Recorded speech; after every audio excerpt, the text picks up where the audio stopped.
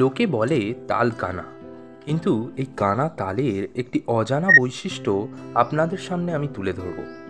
তাল খাওয়ার পর তালের আঁটিখানা মাস দুয়েক মাটিতে এক কোণে ফেলে রাখুন। তারপর এটাকে তুলে এনে ভালো করে ধুয়ে পরিষ্কার করে মাঝখান থেকে চিড়ে ফেলুন।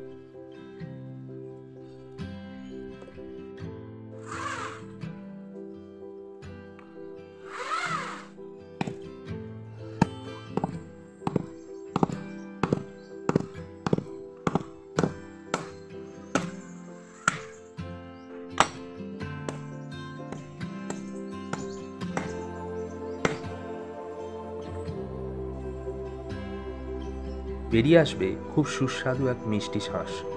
গ্রাম বাংলায় এটি তালকড়ম নামে পরিচিত। ভালো লাগলে ভিডিওটিতে লাইক করতে ভুলবেন না, আর প্রচুর প্রচুর করে শেয়ার করবেন।